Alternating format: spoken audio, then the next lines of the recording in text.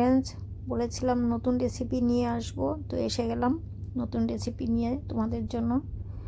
এখানে আমি 2 বান্ডিল লোটে শাক নিয়েছি। লোটে শাকগুলো বেছে ধুয়ে এখন আমি কুচিয়ে নেব। তো আমরা তো লোটে শাক অনেকবার খেয়েছি, চিংড়ি মাছ অনেকবার খেয়েছি, কিন্তু তোমরা কি কোনো চ্যানেলে কোনো দিন লোটে শাক দিয়ে চিংড়ি মাছ ভাজি দেখেছ? হয়তো বা দেখেছ, ভেরি রেয়ার। তো আজকে আমি দেখাবো। ধৈর্য ধরে ভিডিওটা শেষ পর্যন্ত দেখতে থাকো, স্কিপ না করে। স্কিপ করলে কিচ্ছু বুঝতে পারবে না। তো এখানে আমি 2 বান্ডিল লোটে শাক নিয়েছি। লোটে শাকগুলো ভালো করে বেছে ধুয়ে এখন আমি কুচিয়ে নিচ্ছি। তো শাকগুলো খুব ফাইন কুচি করার দরকার নেই, এটা নরম শাক, এমনিতেই গলে যাবে, কড়াইতে দিলেই গলে যায়। তো আমি একটু মোটা মোটা করে কেটে নিচ্ছি।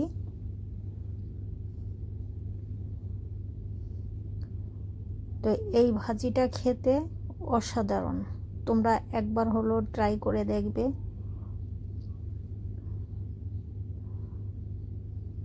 তো এইভাবে আমি সব শাকগুলো কেটে নিচ্ছি। তো তোমরা যদি ফাইন করে কুচি করতে চাও তাহলে এইভাবে মুড়ে মুড়ে ধরে একটা রোলের মতো করে নিবে। টাইট করে রোলটা করতে হবে, করে তারপরে 2 ভাগ করে বা হাতে 2টো ভাগ টাইট করে ধরে কুচিয়ে নেবে। তো আমার মনে হয় না এটা ফাইন কুচি করার দরকার আছে, এটা যেমনভাবেই কুচিয়ে নেবে এটা গলে যাবে।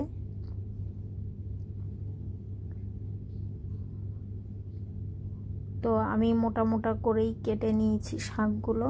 এখন আমি নুন দিয়ে সেদ্ধ করে নিব। একটা কড়াইতে আমি বসিয়ে দিলাম আর অল্প করে একটু নুন ছড়িয়ে দিব উপর দিয়ে।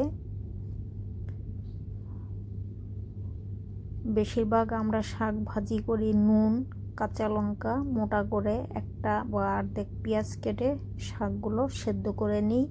শাকে যদি বেশি জল উঠে তাহলে শাকটা কড়াইতে খুন্তি দিয়ে সাইড করে জলটা বার করে দিই।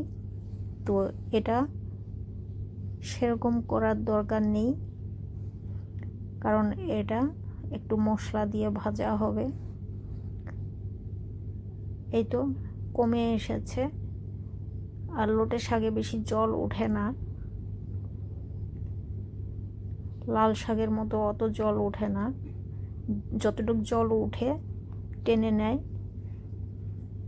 শাক নিজেই টেনে নেয়। তো আমি আরেকটু সেদ্ধ করব, আরেকবার ঢাকা দেব 2 মিনিটের জন্য, 1-1.5 মিনিটের জন্য ঢাকা দেব। তো একবার আমি চেক করে দেখছি, 2 মিনিট পর ফিরে এসেছি। শাকগুলো সেদ্ধ হয়ে গেছে আর জলটাও পুরোভাবে টেনে গেছে। তো এখন খুন্তি দিয়ে একটু ভালো মতো করে উপরেরটা নিচে, নিচেরটা উপরে করে নেড়ে চেড়ে দিতে হবে, যাতে কোনো জায়গাতে দলা পেকে নেই বা কাঁচা নেই, মিশিয়ে দিতে হবে ভালো করে।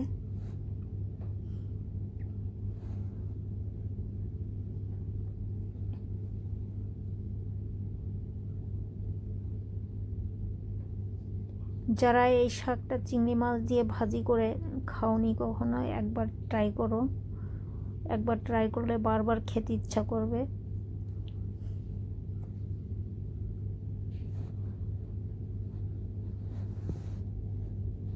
এই তো জল শুকিয়ে গেছে আর আমি নেড়ে চেড়ে ভেঙে দিয়েছি শাকগুলো, নলে দড়ি দড়ি পেকে যাবে। দলা পেকে গেলে আর ওটার ভেতরে নুন মশলা কিছু ঢুকবে না। তো নামিয়ে দিলাম শাকের কড়াইটা, আর এখানে একটা প্যান বসিয়ে দিলাম।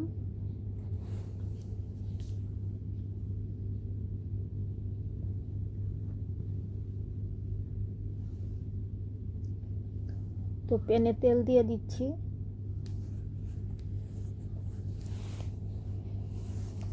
প্রথম আমি ভুল করে সাদা তেল দিয়েছিলাম, তাতে কোনো অসুবিধা নেই, সাদা তেলও রান্না করা যায়। তো পরে আমি আবার সর্ষের তেল অ্যাড করে দিলাম এতে। তো দুরকম তেল মিক্সড হয়ে গেছে, কোনো অসুবিধা নেই। সর্ষে তেল দিয়ে রান্না করলে বেশি টেস্ট হয়। তো আমি দুটোই মিশিয়ে নিলাম। শুরুতেই যখন ভুল করে ঢেলে দিয়েছিলাম, তো এটা আর চেঞ্জ করিনি। একটু তেল বেশি লাগে। এখানে আমি একটা শুকনো লঙ্কা চিড়ে দিয়ে দিলাম। শুকনো লঙ্কাটা ভাজা হলে এই লঙ্কার একটা ভালো ফ্লেভার থাকে।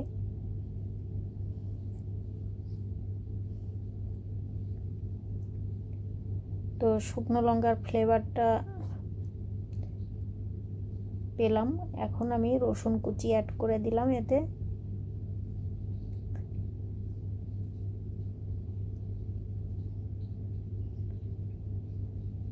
রসুন কুচি আর পেঁয়াজ কুচি শাকে একটু বেশি পরিমাণে ইউজ করলে শাকটা খেতে বেশি টেস্ট লাগে। আর শাকে পেঁয়াজ আর রসুন ফাইন চপ করার দরকার নেই, একটু মোটা করে দিলে ভালো লাগে। আর এখানে গুঁড়ো চিংড়ি, আমি এখানে 100 গ্রাম গুঁড়ো চিংড়ি নিয়েছিলাম, নিয়ে বেছে নুন হলুদ দিয়ে মেখে রেখেছি। আর এখানে হাফ টিস্পুন আদা রসুন বাটা আমি অ্যাড করে পেঁয়াজের সঙ্গে নাড়াচাড়া দিয়ে ভেজে নিলাম। তো নুন হলুদ দিয়ে চিংড়ি মাছগুলো যে মেখে রেখেছিলাম, তো ওটা আমি পেঁয়াজের সঙ্গে অ্যাড করে দিলাম। এখন এর সঙ্গেই ভাজা ভাজা করে নিব। আলাদা করে ভাজার দরকার ছিল না, কারণ চিংড়িগুলো ছোট, তো পেঁয়াজের সঙ্গেই ভাজা হয়ে যাবে। কাঁচা লঙ্কা অ্যাড করে দিলাম 2 থেকে 3টে।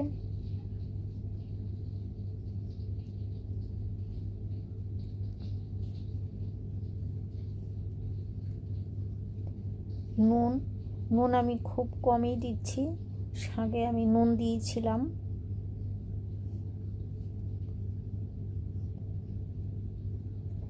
এইভাবে যদি শাক ভাজি করো, এই দিয়েই ভাত খেয়ে নেওয়া যায়, অন্য কিছু আর দরকার পড়ে না। এটা দিয়েই এক থালা ভাত শেষ করা যায়।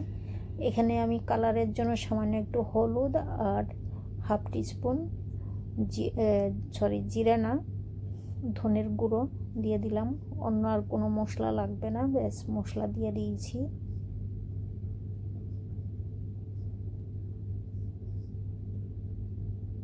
এটা এখন আমি ভালো মতো করে ভাজা ভাজা করে নিচ্ছি। এখানে জল অ্যাড করব না, জল ইউজ করলে এটার টেস্টটা বেশি পাওয়া যাবে না।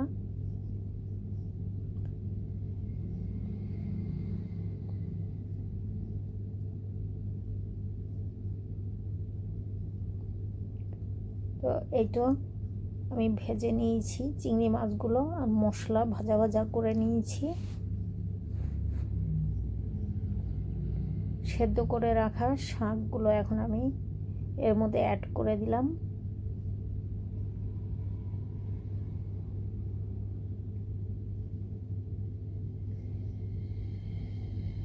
গ্যাসের ফ্লেম লো করে মিশাতে হবে ভালো মতো করে নেড়ে চেড়ে।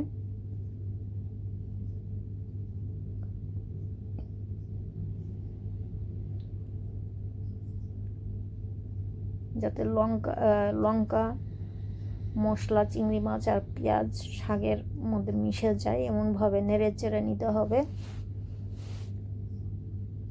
তো এটাতে আমি শুকনো লঙ্কার পাউডার ইউজ করিনি।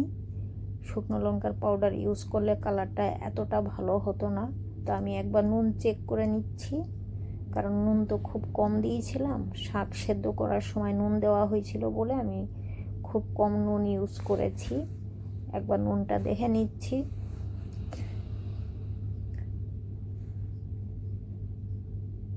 নুন একটু কম লাগছিল, আবার আমি একটু নুন ছিটিয়ে দিলাম, দিয়ে আমি ভালো মতো করে মিশিয়ে দিচ্ছি।